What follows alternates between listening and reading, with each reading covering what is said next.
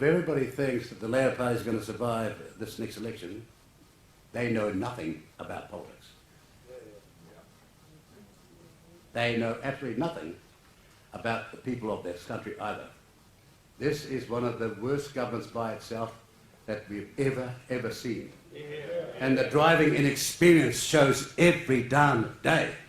It's a circus. You have a look at the moment. Everywhere you look, every department is in a mess. The health department, a mess. The education department, a mess. Law and order, policing, it's a mess. They want a dual electoral system, they want a dual health system, they want a dual everything. And they want to have a based oversight purely on the basis of race. This election must be about the New Zealand people. Whatever our background, whatever our race, our religion or creed, for if we don't work together, if we continue these numerous divisions, there will be doomed, our people, a repeat of the same failures of the last few years. Today there's an awful tribalism in New Zealand politics, ignoring realities, replacing them with politically extremist ideologies, where political party comes first and country a poor second. And they would now rather teach a young child virtuous self-identity theory, whatever that might mean, than basic maths and English. Our education system should be fundamentally focused on education, not using our children in some sort of woke social re-engineering program for vulnerable, underdeveloped minds.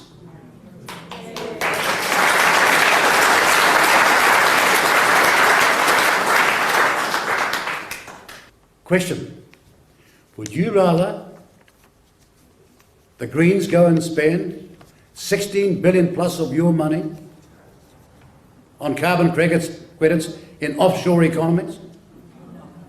Or would you rather you spend that 16 billion on your children, your schools, your hospitals and infrastructure that we need now?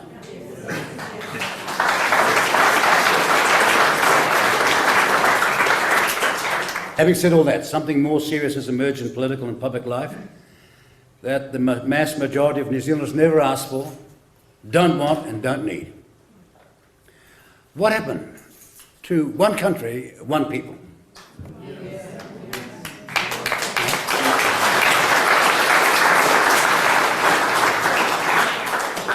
Political engineers who without any authority have nevertheless been given license to use your money, taxpayers' money, to indoctrinate the mass majority towards their perverse thinking. Today, all they speak about is rights. They never speak about personal responsibility. Never.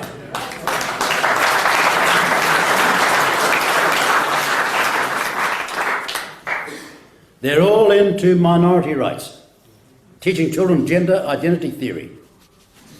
And they're not interested in debate. Anyone who questions them is gaslit or culturally cancelled or just shouted down. The tenets of co-government are based on a massive lie. They're saying that on the 5th of February 1840, when no one in the British Empire, or indeed Britain, was in partnership with the Queen, 2 days later on the 7th of February, Māori were. Right there is the lie. The simple fact is Māori ceded sovereignty to the Crown because for years before 1840, they wanted law and order in their country. No matter how much the cultural Marxists want to try and rewrite history. And in arguing partnership, they mean 50-50. Even though the mass majority who claim to be Māori and who claim to be speaking on behalf of all Māori are not even half Māori themselves. Labour is soft on crime. And it might sound dated, but the present crime stats are undeniable. Total crime is up 33%. Violent offending is up 42%. Sexual offending is up 16%. Theft offences up 49%. Ram raids, mostly committed by youth, were up last year by 465%. Shameful.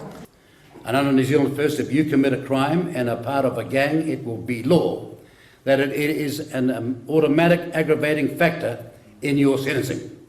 In addition, if you assault a first responder, police officer, paramedic, firefighter or corrections officer, in the course of their duty there will be an automatic 6-month minimum mandatory prison sentence.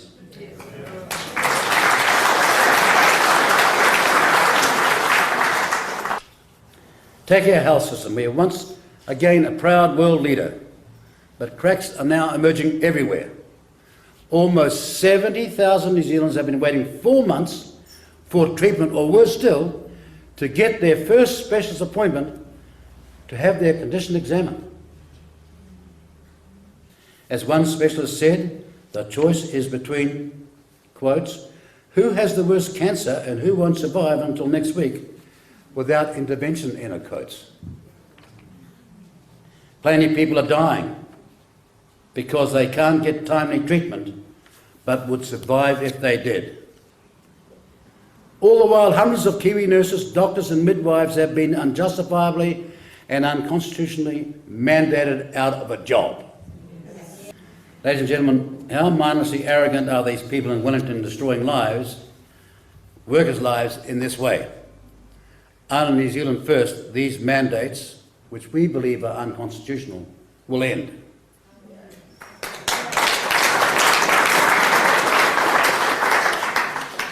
This crisis in health must be addressed in Budget 2023, starting with a name for the health service that 95% of New Zealanders can understand.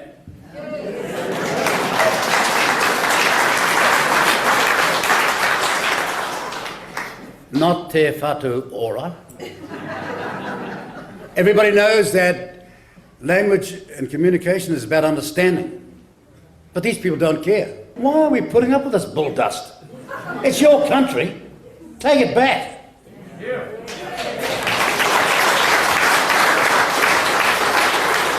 Under New Zealand First, we will change all the woke virtue signalling names of every government department back to English.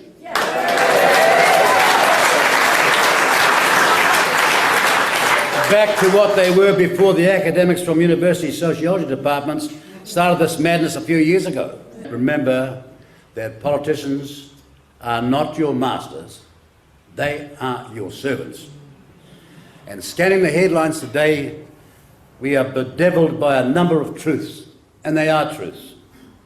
Our country is facing the highest cost of living increases in the last 34 years. Inflation is continuing to climb, and we are facing a recession, and many countries are doing far better than New Zealand. All costs are going skyward. You know it.